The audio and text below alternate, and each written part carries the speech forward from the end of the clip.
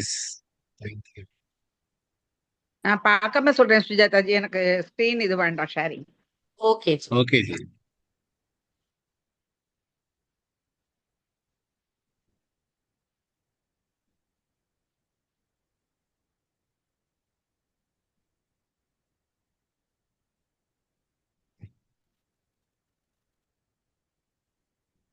देवाय धीमहि तन्नो विष्णु प्रचोदयात्।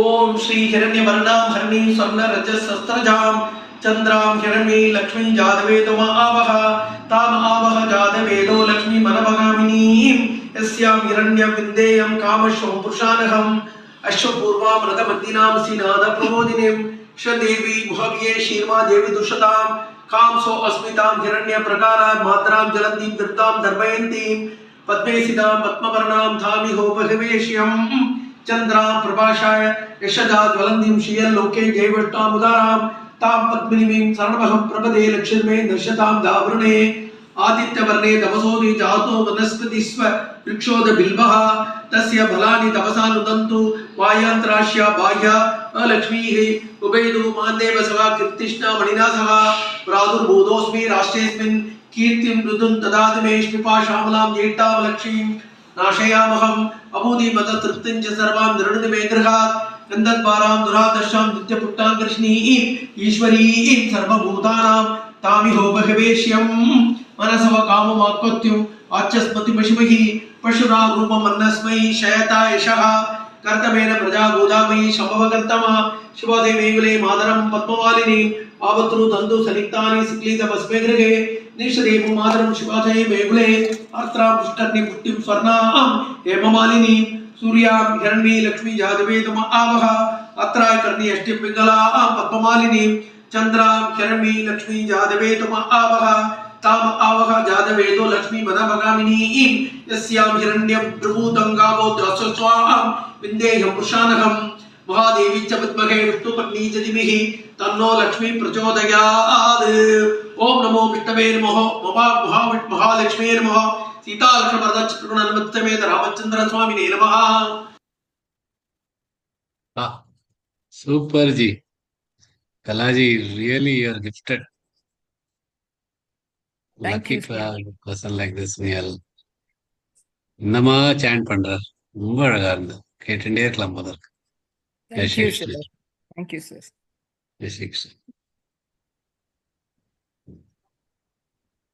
சொல்லுவா சார். சொல்லுங்கம்மா. சாப்டர் 13 க்ஷேத்ரங் க்ஷேத்ரஜ்ஞ விபாக யோக நாம. இதுல ஸ்லோகம் 22 உபத்ரஷ்டானுமந்தா ச பர்த்தா போக்தா மகேஸ்வரக பரமாத்மேதி சாப்யுக்தோ தேஹேஸ்மின் புருஷ பரஹ. மீனிங் சொல்லணுமா சார்? வேண்டாம், அது இன்னும் நாளைக்கு. சரி, அடுத்தது 33 ஸ்லோகம். யதா பிரகாஷயத் ஏகக் கிருஷ்ணல்லோகமிமம் ரவிஹி க்ஷேத்ரங் க்ஷேத்ரீ ததா கிருஷ்ணம் பிரகாஷயதி பாரத. Super super. மீனிங்கோட பேட் பண்ணி வச்சிருக்கல, ரொம்ப நல்லது. அந்த அந்த டெஸ்ட் ஒன்னு பாக்கி இருக்கு, அது சீக்கிரம் பண்ணியானோம். ஒரு 6 சாப்டர் 12 ஸ்லோகத்துக்கு மீனிங் தயார் பண்ணிட்டேன். டெய்லி ராத்திரி தூங்க முன்னாடி அதுதான். Very good. இப்ப லீடிங் நீங்க தான். எல்லாரும் கேட்ச் அப் பண்ணுங்க. இந்த டெஸ்ட் வரப்போறது இப்ப சீக்கிரமே. ஓகே. ஜெய் ஸ்ரீ கிருஷ்ணா. ஜெய் ஸ்ரீ கிருஷ்ணா. ஜெய் ஸ்ரீ கிருஷ்ணஜி. ஸோ இப்போ 14வது அத்தியாயம் முடிச்சிருக்கோம். டெஸ்ட் ரிசல்ட் இன்னும் வரலை, அது சீக்கிரம் வந்துடும். அதுக்கு முன்னாடி 15வது அத்தியாயம் நம்ம ஆரம்பிக்கலாம். புருஷோத்தம யோகம். ரொம்ப அழகான ஸ்லோகம். 12வது ஸ்லோகம், 12வது அத்தியாயம் கர்ப்பகிரகம் அப்படின்னு சொன்னோம்னா கீதாவோட அதுல இருக்கிற டயட்டி இந்த அத்தியாயம் 15வது. ஏன்னா 15வது அத்தியாயத்துல நிறைய கீதையோட சாராம்சம் மட்டும் இல்ல, இந்த வேதாந்தங்களோட சாராம்சம் எல்லாமே அந்த ஒரு அத்தியாயத்துல கொண்டு வந்திருக்காரு பகவான். இந்த அத்தியாயத்துல பகவான் நம்மளோட ஜீவாத்மா பத்தி அவ்வளவு துல்லியமா அவ்வளவு அழகா சொல்லி கொடுத்திருக்கா.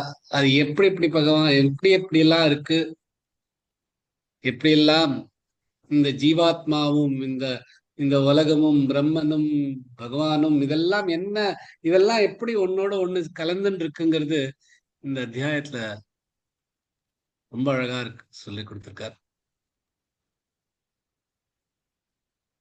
இந்த அத்தியாயம் புரியறதுக்கு கொஞ்சம் நம்மளோட அறிவாற்றலுக்கு கொஞ்சம் அப்பாற்பட்டதா இருக்கலாம். அதனால்தான் பகவான் புரிஞ்சதும் புரியாததும் கலந்து வச்சிருக்காரு. அந்த எது தெரியறதோ அதை வச்சுண்டு புரியாத அந்த சூக்ஷ்மமான ஒரு விஷயத்த புரிஞ்சுக்கலாமே அப்படிங்கிற மாதிரி வச்சிருக்காரு இந்த அத்தியாயத்துல. எல்லாம் இங்க நம்ம எழுத்துன்னு போதுன்னா புருஷோத்தமன்ட்டு வச்சுன்னு போறது. புருஷர்களே உத்தமமான அப்படின்னா பகவான் கிட்ட பகவானை எப்படி எல்லாம் புரிஞ்சுக்கலாமோ அதெல்லாம் இந்த அத்தியாயத்துல ரொம்ப ரொம்ப அழகா சொல்லி. இந்த அத்தியாயத்தை பார்த்தேன்னா ஒரு 6 பிரிச்சுக்கலாம். முதல் 3 ஸ்லோகங்கள் இந்த சம்சாரங்கிறது என்னது அதை பத்தி சொல்லி கொடுத்திருக்கார். 3ஆவதுல இருந்து 6ஆவது ஸ்லோகத்தை எடுத்துன்னா இந்த சம்சாரத்தோட பந்தத்துல விட்டு மோட்சம் எப்படி வரணும் அப்படிங்கிறதுக்கான வழி சொல்லி கொடுத்திருக்கார். 7ஆவதுல இருந்து 11ஆவது ஸ்லோகம்ல பிரம்மன் நான் என்ன, பிரம்மனும் இந்த ஜீவாங்கிறதும் எப்படி ஒன்று அப்படிங்கறத காமிச்சிருக்கார். எப்படி பிரம்மனும் ஜீவாவும் ஒன்று, அதே மாதிரி 12ல இருந்து 15ஆவது ஸ்லோகத்துல பிரம்மனும் இந்த ஜெகத்தும் ஒண்ணு அப்படின்னு சொல்லி கொடுத்திருக்காரு. எப்படி இந்த பிரம்மனும் ஜீவாவும் ஒண்ணு, பிரம்மனும் ஜெகத்தும் ஒண்ணு அப்படின்னு சொல்லி கொடுத்துட்டு 16ஆவதுல இருந்து 18ஆவது ஸ்லோகத்தை பார்த்தீங்கன்னா பிரம்மன் தான் இந்த புருஷோத்தமன் அப்படின்னு சொல்லிட்டு கடைசி 2 ஸ்லோகத்துல புருஷோத்தமன் ஞானம் கிடைச்சதுன்னா அதனால நமக்கு என்ன கிடைக்கும் அப்படிங்கறத விஷயத்த சொல்லிருக்காரு. இந்த 20 ஸ்லோகங்கள். இந்த 13ஆவது 14ஆவது அத்தியாயங்கள்ல பார்த்தேன்னா இந்த கீதையோட மெயின் சாரமான இந்த ஜீவா இந்த ஈஸ்வரா, இந்த ஜீவாத்மாவும் பரமாத்மாவும் ஒன்றுங்கிறத வச்சுட்டு இந்த ரெண்டு அத்தியாயங்கள் இருக்கு. இது ரொம்ப புரியறதுக்கு கொஞ்சம் கஷ்டமான விஷயங்கள் தான். அதனால இந்த அத்தியாயத்துல இதே விஷயத்த ஆனா வேற விதமா ட்ரை பண்ணிருக்காரு பகவான் சொல்லி கொடுக்கறது. முதல் 2 ஸ்லோகத்துல பார்த்தீங்கன்னா பகவான் இந்த சம்சாரம்ங்கிறது ஒரு அனித்தியமான ஒரு சம்சாரம். அனித்தியம்னா முடியாதுன்னு இல்ல, ஆரம்பமும் இருக்கு முடிவும் இருக்கு. ஆனா அது பாக்குறதுக்கு இன்ஃபைனைட்டா இருக்கிற இந்த சம்சாரம் அத ஒரு மரத்தோட, பீப்பிள் மரத்தோட கம்பேர் பண்ணிருக்கார். எப்படி இந்த அரச மரம்ங்கிறது எல்லா இடத்துலயும் தன்னோட விழுதுகளை போட்டு தன்னோட ரூட்ஸ போட்டு அதுக்கு நிறைய களைகள் இருக்கும், நிறைய ரூட்ஸ் இருக்கும்.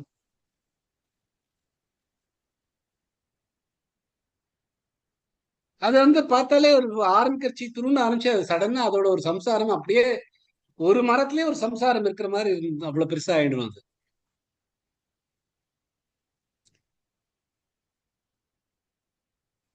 அதுவும் அந்த மரத்திலேருந்து கீழே தொங்குற மாதிரியான ரூட்ஸ் இருக்கு.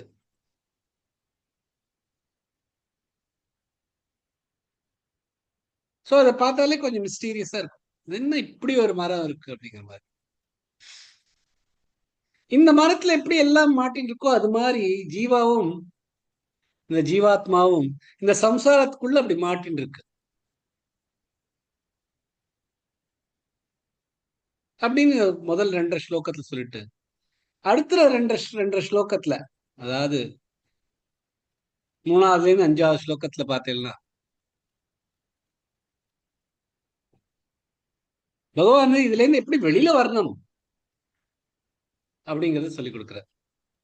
எப்படி அப்படின்னா, இதோட ஒரு பிணைப்பு இல்லாம இருக்கிறது, இந்த சம்சாரத்தோட ஒரு பிணைப்பு இல்லாம இருக்கிறது. ஏன்னா சம்சாரத்தில் இருக்கிற சாமான்களுக்கு பின்னாடி, பொருள்களுக்கு பின்னாடி நம்மளோட பிணைப்பு வந்துருச்சுன்னா, அதுக்கு பின்னாடி அலைஞ்சோம்னா இந்த ஞானத்தை அடையணும்ங்கிற இந்த புத்தி போகவே போகாது.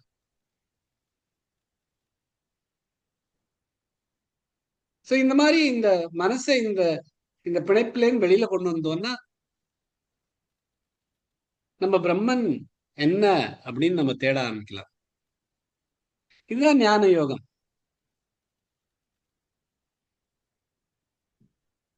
இந்த மாதிரியான ஒரு ஞான யோகம் கிடைக்கணும் அப்படின்னா நம்மள்ட்ட என்ன மாதிரியான குவாலிஃபிகேஷன் வேணும் அப்படின்னா, இந்த துவைத்தத்திலேருந்து, அதாவது எல்லாமே துவைத்தமா தானே இருக்கு. புகழ், அவமானம், ஞானம், குழப்பம், இதுலேருந்து பிரிஞ்சு வந்தாதான் நம்மளால பிரம்மனை அடைய முடியும். இப்ப 6வது ஸ்லோகத்துல பிரம்மன் என்ன அப்படிங்கிற பத்தி ஆரம்பிக்கிறார். அத அது மேல வெளிச்சம் போகாது, ஏதான ஒரு வெளிச்சம் பட்டு அது தெரியும் இல்லை. ஏன்னா அது எல்லாத்துக்குமே வெளிச்சம் கொடுக்க வேண்டியது.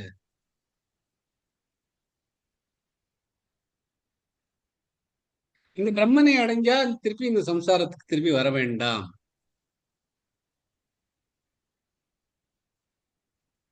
அப்படின்னு இந்த 6 ஸ்லோகத்தை சொல்லிட்ட அப்புறமா பகவான்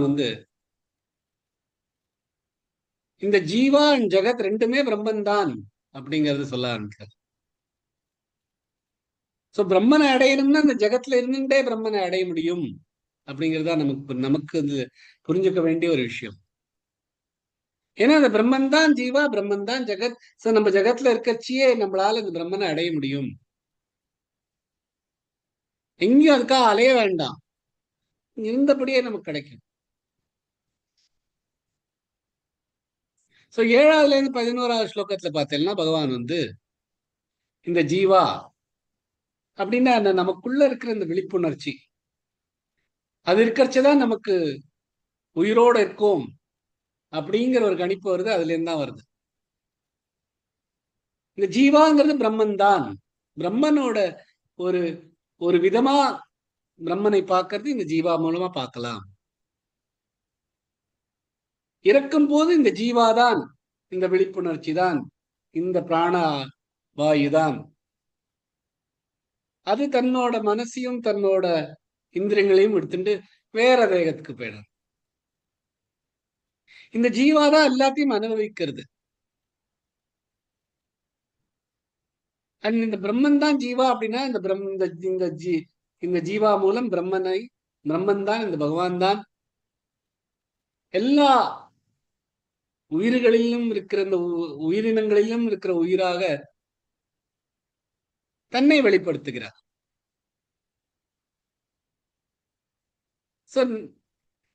கிளியரா இருக்கு நம்ம புத்தி இருக்கிறவா இதை புரிஞ்சுக்கலாம். குழப்பமா இருக்கா இதை புரிஞ்சுக்க முடியாது. இதான் 11ஆவது ஸ்லோகத்தில் சொல்றது. 12ஆவதுல இருந்து 15ஆவது ஸ்லோகம் பார்த்தேன்னா இந்த ஜகத்து தான் பிரம்மா அப்படிங்கறது பகவான் சொல்றார். இந்த சூரியன், இந்த சந்திரன், அதுல இருக்கிற இந்த இந்த ஒளியும் சரி, அதுல இருக்கிற இந்த நெருப்பும் சரி, இதெல்லாம் பகவான் தான்.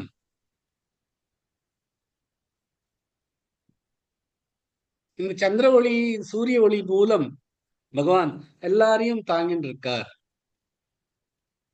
நமக்கு வயத்துல இருக்கிற அந்த நெருப்பு நமக்கு இந்த சாப்பாடு எல்லாத்தையும் நம்ம சாப்பிடுறது எல்லாத்தையும் எனர்ஜியா மாத்துறதுக்கான வயத்துல இருக்கிற நெருப்பாவும் பகவான் தான் இருக்கார். நம்மள மனசால என்னெல்லாம் இருக்கோ, மெமரி, ஞாபகம், நினைப்பு, அறிவு, அறிவாற்றல், இதெல்லாமே பகவான் தான். இந்த வேதங்கள் எல்லாமே பகவான் தான். வேதங்களை எழுதினவரும் பகவான் தான். வேதங்களை அறிந்தவரும் பகவான் தான் அப்படின்னு 12ல இருந்து 15வது ஸ்லோகத்துல, இப்ப 7வதுல இருந்து 11வது ஸ்லோகம் வரைக்கும் ஜீவாதான் பிரம்மன் அப்படிங்கிறார். அதே மாதிரி 12ல இருந்து 15வது ஸ்லோகம் ஜெகத்தான் இந்த பிரம்மன் அப்படிங்கிறார்.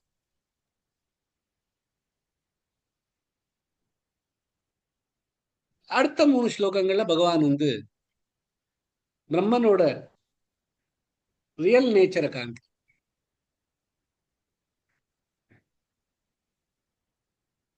எப்படி மாயையாவும் அக்ஷர புருஷனாவும் ரெண்டுமே பகவான் இந்த சொல்றார். இந்த 2 விஷயத்திலையும் பிரம்மன் தான் அப்படின்னு 16வது ஸ்லோகத்துல சொல்றார். இந்த மாயையும் இந்த அக்ஷர புருஷனும் அதையும் தாண்டி உத்தம புருஷன், அதாவது எல்லாத்துலயுமே பியூரஸ்டான புருஷன், அதைதான் நம்ம பரமாத்மாங்கிறோம். இங்க வந்து புருஷோத்தமன்கிறார். அக்ஷரமான புருஷோத்தமன், இதுவும் பிரம்மனோட பிரம்மன் தான் அப்படிங்கிறார். அப்படின்னா பகவான் வந்து எப்படி நம்ம பகவான் தான், ஜெகத்தும் பகவான் தான், இதெல்லாம் அறிந்த ஒரு உத்தம புருஷனா புருஷோத்தமன் தான். இதெல்லாம் எப்படி மூன்றும் அதே இடத்துல அதே அங்கேதான் இருக்கு. நம்மளால இதை தனித்தனியா பார்த்துட்டு இருக்கோம், எல்லாமே ஒன்றாக பார்க்கலாம். இதுதான் ஞான யோகம். இந்த ஞான யோகம் தான் நம்ம கத்துக்கணும் அப்படின்னு பகவான் சொல்றார். பகவான் வந்து 20வது ஸ்லோகத்துல இந்த ஒரு குழப்பம் இல்லாத மனசோட யார் இந்த குஹ்யமான ரகசியமான ஞானத்தை அடைகிறாளோ, புருஷோத்தமன ஞானத்தை அடைகிறாளோ, அவ எல்லாத்தையும் அடைஞ்சிருவா. சோ இந்த அத்தியாயம் புருஷோத்தமனை பத்தி இருக்கிறதுனால இது புருஷோத்தம யோகா அப்படிங்கிற. சோ இந்த 15வது அத்தியாயங்கிறது பகவத்கீதையிலேயே ஒரு சிறந்த அத்தியாயம். இதான் இருக்கிறதுக்குள்ளேயே சின்ன அத்தியாயம், 20 ஸ்லோகங்கள் தான். ஆனா இந்த கீதையோட எசன்ஸ் மட்டும் இல்லை, இந்த வேதங்களோட எசன்ஸும் எல்லாமே இந்த ஒரு அத்தியாயத்துல கொண்டு வந்துடுறோம். இந்த 20 ஸ்லோகத்துல 4 விதமா இந்த சம்சாரங்கிறது எது, நான்கிறது எது, பகவான்கிறது எது, எது வந்து நம்மளையும் இந்த ஜெகத்தையும் தாண்டி இருக்குங்கிறது, அண்ட் எனக்கும் இந்த ஜெகத்துக்கும் இந்த பகவானுக்கும் இருக்கிற இந்த என்ன ஒரு ரிலேஷன்ஷிப் அப்படிங்கிறது இந்த அத்தியாயம் கொண்டு வருது. எப்படி நம்ம வந்து இந்த சம்சாரம்ங்கிறது இந்த மரம் போல, இந்த மரத்தோட ரூட் மூலம்ங்கிறது ஈஸ்வரன்.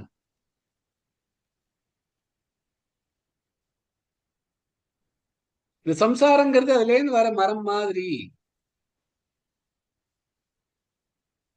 இந்த சம்சாரத்துக்கு ஊக்குவிக்கிறதெல்லாம் இந்த இந்திரியங்கள். எப்படின்னா அதுல இருக்கிற அந்த இலைகளும் மொட்டுகளும் போல, அந்த இலைகளுக்கும் மொட்டுகளுக்கும் ஏதோ சென்சஸ் இருக்கு. அதுகளுக்கு ஏதாவது வேணும்னு அடிச்சுட்டு இருக்கு. அந்த வேணுங்கிறத அடிச்சுக்கிறதுனால்தான் இந்த இந்த கலைகள் எல்லாம் இந்த மரத்தோட ஒட்டின்னு இருக்கு. எப்படி இந்த நமக்கு இதுல இருந்து வெளியில வரணும், இந்த கலையெல்லாம் வெட்டினாதான் நம்மளால வெளியில வர முடியும்.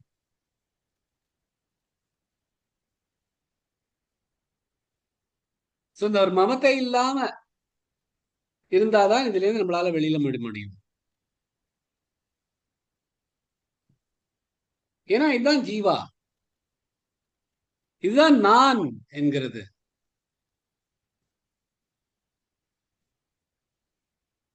எல்லாமே ஒன்றுதான். எப்படி இந்த இதெல்லாமே ஸ்பேஸ் தான்.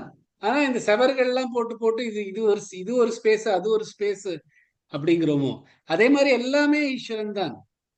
அதுல வந்து நம்ம ஸ்பேஸ் இந்த மாதிரி செவரை போட்டு போட்டு இது நான் இது நீ அப்படின்னு சொல்லிட்டு இருக்கோம்.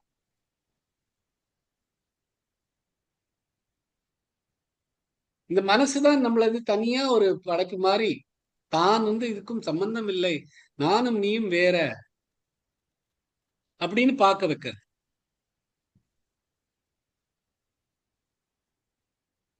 சோ இந்த இது நான் தனி அப்படின்னு இருந்தது எனக்கு ஒரு அகங்காரம் வந்தோடனே இந்த இந்த இருக்கிற இந்திரியங்கள்லாம், இந்த இந்த முட்டுகளும் இந்த இலைகளும் ஆசைப்பட ஆரம்பிக்கிறது, இது வேணும் இது வேணும் அப்படின்னு. இப்ப இந்த தேகம் வந்து அழிய போறச்ச வேற தேகத்துக்கு போறது. ஏன்னா இவ்வளவு ஆசைகள் எல்லாம் வச்சுட்டு இருக்கோமே, இந்த ஆசைகள்லாம் திருப்திப்படுத்தணுங்கிறதுக்காக வேற தேகத்துக்கு போய் அந்த தேகத்துக்கு போய் இன்னும் வேறதான் ஆசைகளை தூக்கின்னு தெரியும். இதான் இந்த கர்மா தியரி. இதுல இருந்து வெளியில வரணும்னா ஒரு ஜென்மத்திலேயாவது இந்த ஆசைகள்கிட்ட இருந்து வெளியில வர வேண்டியிருக்கும். இல்லைன்னா அது முடியாது. இந்த இதை நிறுத்தணும்னா, இந்த சைக்கிளை நிறுத்தணும்னா, ஏன்னா இப்ப இருக்கிற இந்த ஆசைகளோட இந்த தேகம் உடைச்ச இந்த தேகத்தோட இந்த ஆசைகள்லாம் மறையறது இல்லை. இந்த ஆசைகளோட தான் இந்த இந்த உயிர் வந்து வேற ஒரு தேகத்துக்கு போறது. ஏன்னா இந்த ஆசைகள்லாம் நம்மளோட தீரலையே அப்படிங்கிறதுக்காக போறது. அங்க போயிட்டு இன்னும் கர்மங்கள்ல இன்னும் தேடி வாங்கிக்கிறது. ஏன்னா ஆசைகள் நின்னுடுது இல்லையே, அது பாட்டுக்கு வந்துட்டேதான் இருக்கும். ஏன்னா இந்த இந்திரியங்கள் தேடிண்டே இருக்கும். சோ இதுல இருந்து வெளியில வரணும்னா இது மேல இந்த ஒரு இடத்துலயாவது இதுல இருந்து நிறுத்தணும். அப்பதான் இதுல இருந்து வெளியில வர முடியும். சோ மூணாவதா பகவான் வந்து பிரம்மன் என்ன அப்படிங்கிறத பேரா சொல்லு. எல்லா இடத்துலயும் பிறவிருக்கிறது தான் பகவான். இந்த சந்திரன் சூரியனுக்கு இருக்கிற எனர்ஜி எல்லாமே பகவான் தான். அதுல இருந்து வர சோமம் அமிர்தம் அதுவும் பகவான் தான். இந்த சோமம் இந்த இந்த இந்த உணவு இதை வந்து அதை பச்சான் பச்சான் அதாவது டைஜஸ்ட் பண்றதும் வைஸ்வானர அப்படிங்கிற இந்த நெருப்பும் நமக்குள்ள இருக்கிறதும் இந்த பகவான் தான். இந்த நாலேஜ், இந்த அறிவு, இந்த புத்தி, இந்த நினைப்பு, இந்த ஞாபகங்கள் இதெல்லாமே பகவான் தான். இந்த பகவான், நான், உலகம் இதெல்லாம் சேர்ந்துதான் இருக்கு. எப்படி ஒரு ஒரு சின்ன விதையா இருக்கட்டும், இல்லைன்னா ஒரு பவர் பிளான்டா இருக்கணும், எல்லாத்துக்குமே எனர்ஜி எங்கேருந்து வருது? சூரியன்ல இருந்து வருது. அதே மாதிரிதான் எந்த மாதிரியான ஒரு உயிரினம் இருந்தாலும் அது அங்கேருந்து தான் வருது, பகவான்கிட்ட தான் வருது. எல்லாமே பகவான்ல இருந்து தான் வந்துட்டு. சோ இந்த இந்த இந்த நம்மளால கட்டிருக்க இந்த சுவர்களை நம்ம அழிக்க ஆரம்பிச்சோம்னா, இந்த பேர்கள், இந்த உபாதிகள் இது எல்லாத்தையும் அழிக்க ஆரம்பிச்சுட்டோம்னா, அப்ப இந்த ஈஸ்வரன் நம்மளால பார்க்க முடியும். இதுதான் புருஷோத்தமம். பியோர், ஒரு கல்பனமும் இல்லாத இந்த உத்தமமான புருஷோத்தமம் இது எல்லாத்தையும் தாண்டி இருக்கு. எல்லாத்தையும் தாண்டி வியாபித்திருக்கிறது இந்த புருஷோத்தமம். அதை பத்தி இந்த இந்த அத்தியாயம். அதனாலதான் புருஷோத்தம யோகம் அப்படின்னு இந்த அத்தியாயத்துக்கு பேரு.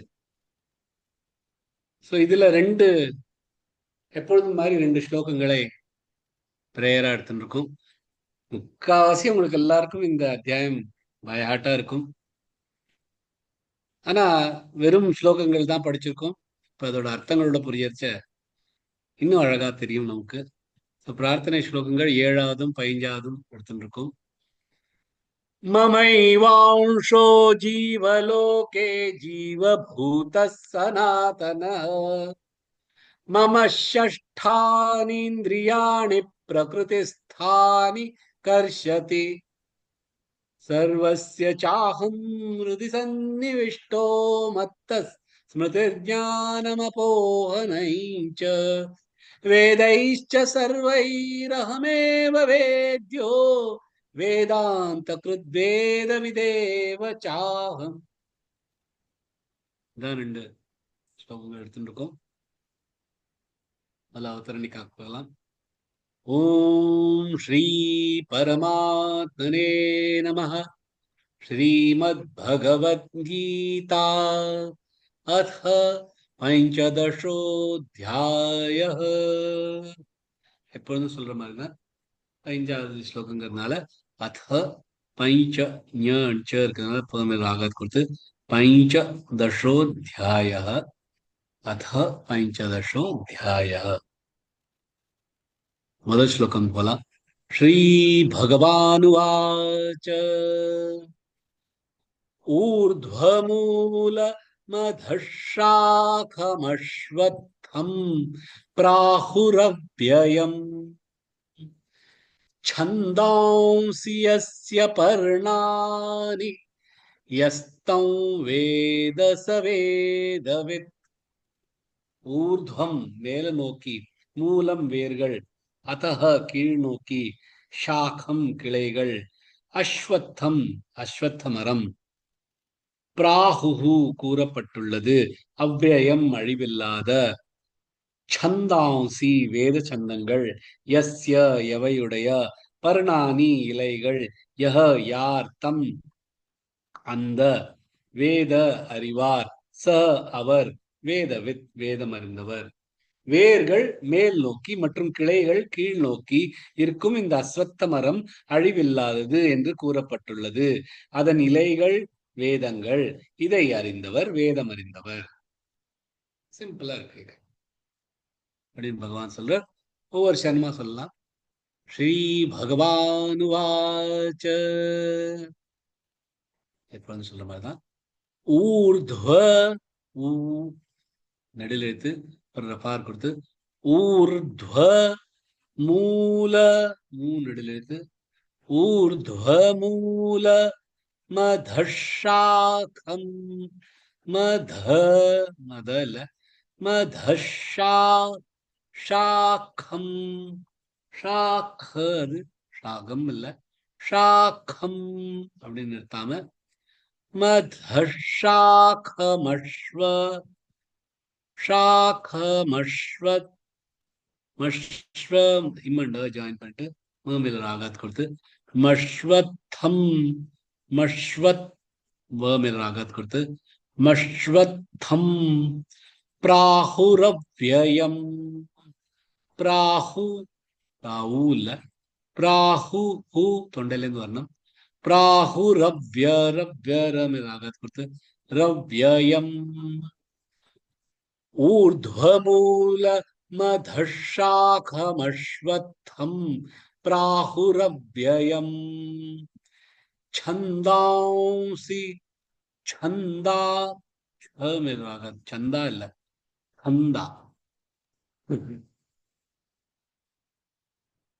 மேல ராகாத் கொடுத்து, छंदांसी வரணும், छंदांसी வேண்டாம், छंदांसी, छंदांसी यस्य மேல ராகாத், छंदांसी यस्य पर्णानि, பர் ரஃபார் கொடுத்து, பர்ணானி, நான் நெடுலெழுத்து நீ ஷார்ட் ஆயிடும், பர்ணானி, யஸ்தம் மேலாகாத் கொடுத்து, யஸ்தம் வேதச வேதவித், வேதச வே நெடுலெழுத்து, தச குரல் எழுத்துகள், வேதச வேதவித். वासवी जी, जय श्री कृष्णा जी. जय श्री कृष्ण जी. श्री भगवान उवाच ऊर्ध्वमूलमदशाकमस्वत्थं मश्वत्थं प्राहुरव्ययम् छन्दांसि यस्य पर्णानि यस्थौ वेद स वेदवित्. Wonderful. Thank you, sir. जय श्री कृष्ण. ஊர்த்வமூல மதஷாகம். நிறைய அத்தியாயத்துல பாத்தீங்கன்னா, 13வது அத்தியாயத்துல கூட பாத்தீங்கன்னா, பகவான் முழு அத்தியாயத்தை ஒரு ஸ்லோகத்திலேயே ட்ரை பண்ணுவார், முதல் ஸ்லோகத்திலேயே சொல்லி கொடுக்குறது. அதே மாதிரிதான் இங்கேயும் இந்த அத்தியாயத்துல வர எல்லா விஷயங்களும் இந்த ஒரு ஸ்லோகத்துல கொண்டு வர. ஊர்துவமூலம் பகவானை பத்தி சொல்றார், அதஷாக்கம் பிரம்மனை பத்தி சொல்றார், அஸ்வத்தம் இது இந்த உலகத்தை பத்தி சொல்றார். இந்த உலகம் ஒரு மரத்தை போல எல்லாத்துக்கும் வாழ்வும் கொடுக்கறது, ஆனா அவ்வளவு எல்லாத்தையும் புடிச்சு வச்சுக்கிறது. இதெல்லாம் புரிஞ்சவா இதான் பகவான், இதான் பிரம்மன், இதுதான் உலகம், இந்த மரத்தோட வேர் இந்த பகவான் தான் அப்படின்னு புரிஞ்சுக்கிறவா அவளை வேதவித் அப்படின்னு சொல்லிடுறார். அப்படிதான், அவ்வளவுதான் சிம்பிளா இந்த ஒரு ஸ்லோகத்தை சொல்றார். நார்மலா பார்த்தீங்கன்னா வேர்கள் கீழே இருக்கும், கிளைகள் மேல இருக்கும். ஆனா இந்த மரம் கொஞ்சம் விசித்திரமான மரம். இதோட வேர்கள் மேல இருக்கு, கிளைகள் கீழே இருக்கு.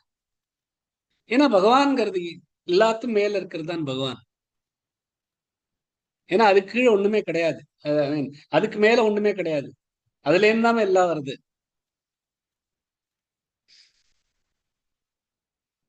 அதுக்கு போன அப்புறம் திரும்பி வரத்துக்கு ஒன்றும் தேவையே இல்லை, அந்த அளவுக்கு போயிட்டோம். பிரம்மன்கிறது இந்த ஸ்டெம், இந்த மரத்தோட அத பிரம்மன், சாக்கம் ஸ்டெம்.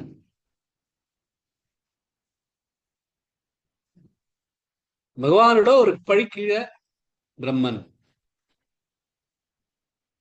அதனால அத அப்படிங்க. ஒரு வேர் தான் எல்லாத்துக்குமே முக்கியமானது. ஒரு ஒரு ஒரு மரத்துக்கு முக்கியமான ஒரு விஷயம் ஒண்ணுன்னா அந்த வேறு. அந்த விதையிலேருந்து முதல்ல வெளியில வர்றதுதான் வேறு. அந்த மரத்தை பிடிச்சி தாங்கி நிக்கிறதுன்னா அந்த வேறாலதான். வேரோட அழிக்கணும் தானே சொல்றான். ஏன்னா கொஞ்சம் வேர் இருந்தாலும் அந்த மரம் இருக்குன்னு தான் அர்த்தம். அதனாலதான் இந்த வேரை பகவானோட கம்பேர் பண்ணிருக்கார். இந்த இந்த ஸ்டெம், சாக்கம் இது அதுல இருந்து தான் வருது. இந்த வேர்கள்ல இருந்து தான் இந்த சாக்கம், இந்த பாடி வருது. அதான் பிரம்மன். பிரம்மன் பகவான்ல இருந்து வேற, அந்த பிரம்மன்ல இருந்து தான் பாக்கி எல்லாமே வருது. அதஷாக்கம் கீழ, சாக்கம் மேல, மூலம் அதாவது வேர்கள், அது கீழே இந்த சாக்கம்.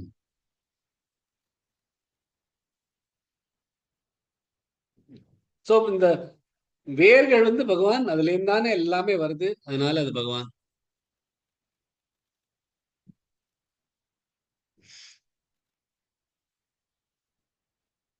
அதனால்தான் இது ஊர்துவ அப்படிங்கிறது, மேல.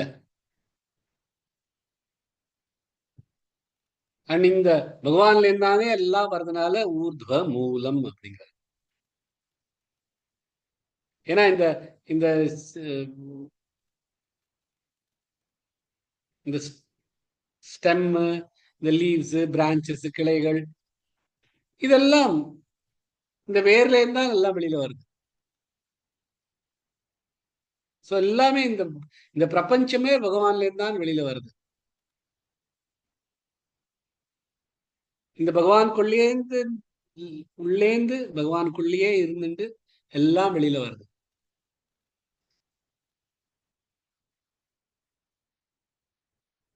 சோ இந்த பகவான் இருக்கிறதுனால தான் எல்லாத்துக்குமே உயிர் இருக்கு, எல்லாத்துக்குமே அதுகள் செயல்கள் பண்றதுக்கான எல்லா எனர்ஜியும் இந்த மூலத்துல இருந்து தான் வருது, இந்த வேர்ல இருந்து தான் வருது.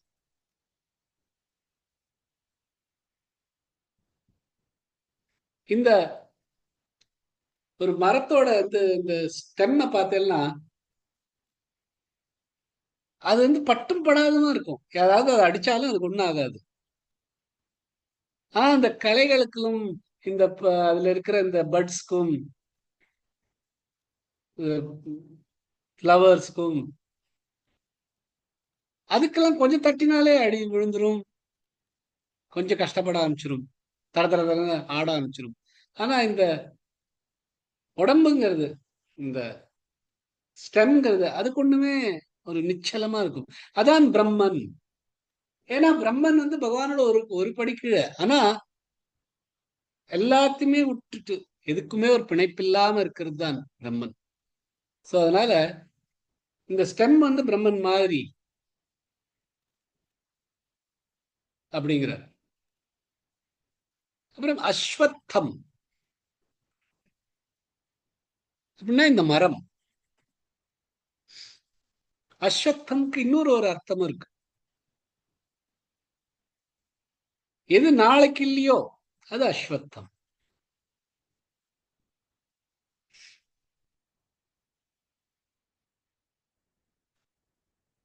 ஸ்வ பர்யந்தம் ந திஷ்டதீதி அஸ்வத்தஹ. ஸ்வ பர்யந்தம் நாளைக்கு குறிக்கும், ந திஷ்டதீதி இருக்க முடியாதது அஸ்வத்தம். நாளை வரைக்கும் ஒரு நாளைக்கு மட்டும் ஸ்திரமா இருக்கிறது, அதனால அது அஸ்வத்தம்.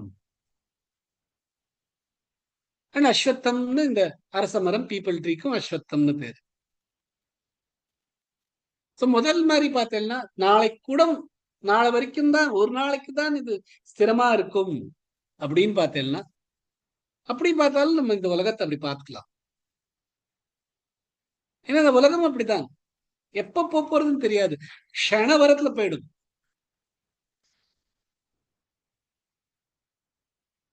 ஒரு க்ஷணத்துல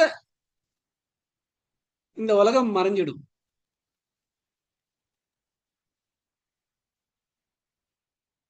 க்ஷணம்னா என்னங்கிறது நம்ம வேதங்கள்ல ரொம்ப அழகா சொல்றாரு. இன்னைக்குதான் கண்டுபிடிச்சேன். அதாவது பத்ம பத்திரம், லோட்டஸ் லீஃப், கமல பத்திரம், அதுல ஒரு ஊசிய குத்துறதுக்கு 3 க்ஷணம் ஆகுமா. முதல் க்ஷணம் அதை தொடர்றதுக்கு, 2வது க்ஷணம் அதுல தொலை போடுறதுக்கு, 3வது க்ஷணம் அதுல இருந்து வெளியில வர்றதுக்கு.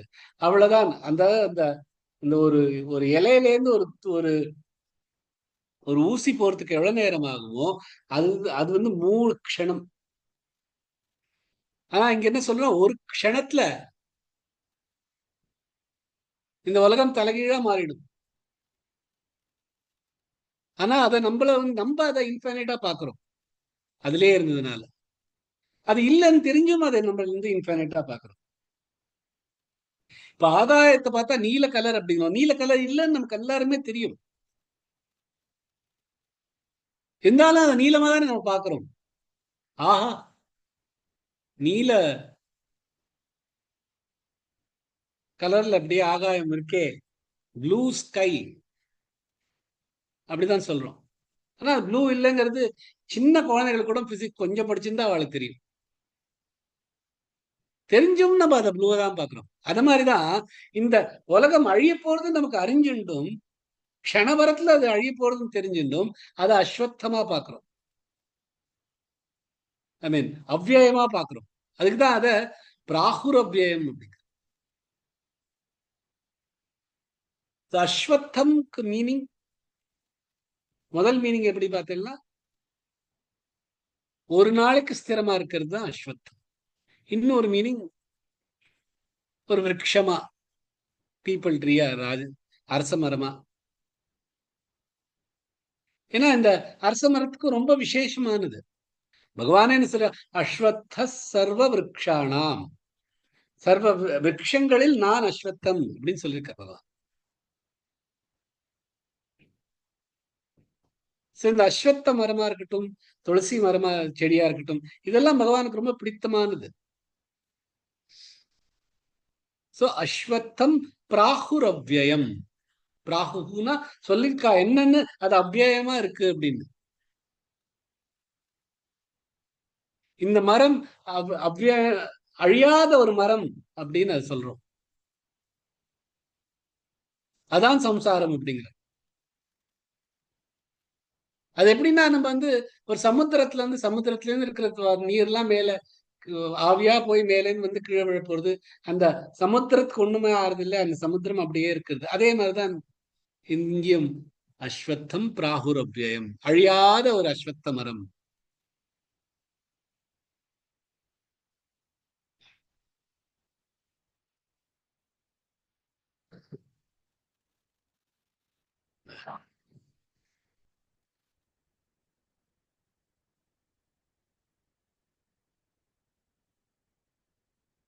சோ பகவான் இத அஸ்வத்தம் பிராகுரவ்யயம், அழியாத மரம் தான். ஆனா எல்லாருக்குமே தெரியும் இது அழிய போறதுதான் அப்படின்னு. எந்த மரமும் நீடிச்சது இல்லை.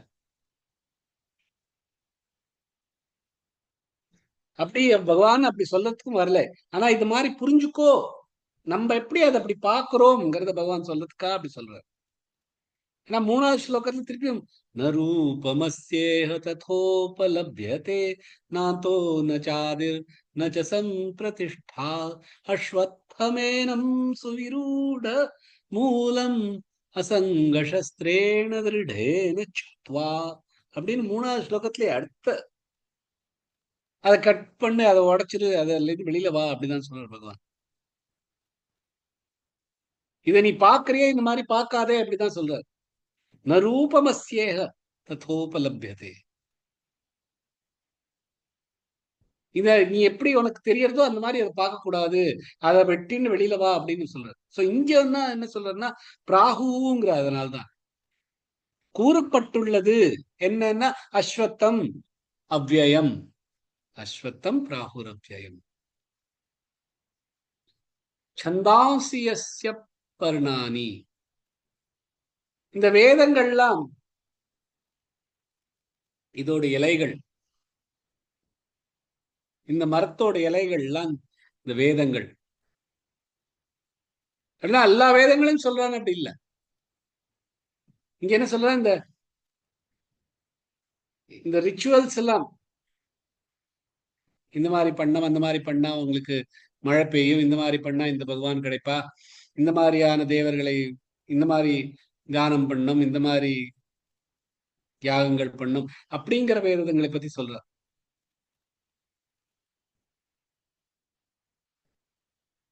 இந்த வேதங்கள்ல இருந்தானே நமக்கு எல்லாம் கிடைக்கும்.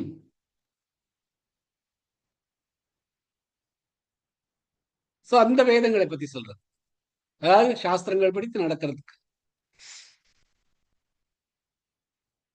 இந்த சாஸ்திரங்கள் படி நிறைய பேர் ஏன் நடத்துக்கிறா, தன்னைத்தானே ஏன்னா அதுல இருந்து பலன் கிடைக்குமே, அதை எதிர்பார்த்து அது பண்ணாலும் நமக்கு பிரம்மலோகம் ஸ்வர்கலோகம் எல்லாம் கிடைக்கும். ஏதம் புக்த்வா ஸ்வர்கலோகம் விஷாலம் க்ஷீணே புண்ணியே மர்த்தியலோகம் விஷந்தி அப்படிதான் சொல்றா. இது கிடைக்கிறது, ஆனா திரும்பி வந்துருவா. சோ அந்த வேதங்கள், ஆனா அந்த வேதங்கள்லாம் வேணும். ஏன்னா இலை இல்லாம ஒரு மரத்துக்கு மரம் வாழ முடியாது. மரம் வாழணும்னா இந்த இலைகள் வேணும். இந்த இலைகள் தான் வேதங்கள். இந்த வேதங்கள் தான் இந்த இந்த உலகத்தை, இந்த இந்த மரத்தை அவ்வியமா வச்சுருக்கு. இந்த வேதங்களும் பிரம்மன்ல தான் வந்திருக்கு. இந்த பிரம்மன்கிறது பகவான்கிட்ட வந்திருக்கு. இந்த வேதங்கள் எல்லாமே பகவான்கிட்ட தான் வந்திருக்கு. இத புரிஞ்சிருக்கிறவா வேதவேத். எஸ்தம் வேதச வேதவேத். இந்த மாதிரி யார் புரிஞ்சுட்டு இருக்காளோ, எப்படி பகவான் தான் பகவான்ல இருந்து பிரம்மன், பிரம்மன்ல இருந்து இந்த சம்சாரம், இந்த சம்சாரத்தை காப்பாத்துறதுக்கா இந்த இலைகள் வேதங்களா வந்திருக்கு அப்படின்னு யார் புரிஞ்சுக்கிறாளோ அவாதான் வேதவித், வேதங்களை அறிந்தவா.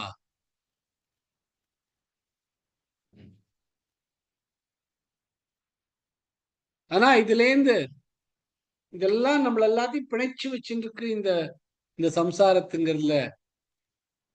அப்படிங்கிறது நமக்கு எப்ப அது அந்த ஞானம் வருதோ அப்பதான் இதுல இருந்து வெளியில வர முடியும்.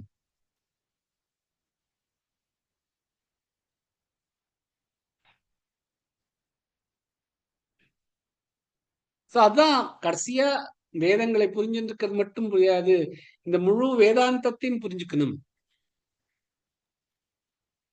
வெறும் வேதங்களை கத்துண்டவா பண்டிதரா இருக்கலாம், ஞானியா இருக்க முடியாது. ஞான யோகம் பண்றவாதான் ஞானியா இருக்க முடியும். வேதங்களை அறிந்தவா வெறும் பண்டிதரா இருக்க முடியும். ஆனா இந்த இந்த அளவுக்கு புரிஞ்சுட்டாலே அவா வேதங்களை புரிஞ்சவா அப்படின்னு பகவான் சொல்றாரு. சோ இது வந்து ஒரு ஒரு விஷுவலா ஒரே ஒரு ஸ்லோகத்துல முழுசா எல்லாமே ஒன்றோட ஒன்றுதான் இருக்கு, ஒன்னை விட்டு வேற இல்லை. ஆனா கடைசியா நமக்கு வந்து மேல இருக்கிற இந்த வேறான மூலமான பகவானை தான் அடையணும். ஏன்னா அதுக்கு மேல ஒண்ணும் இல்லை. அதை அடைஞ்ச பின் வேற ஒண்ணுமே நமக்கு அடையறதுக்கு இல்லை. அதை அடையணும்னா இது எல்லாத்தையும் முதல்ல புரிஞ்சுக்கோ.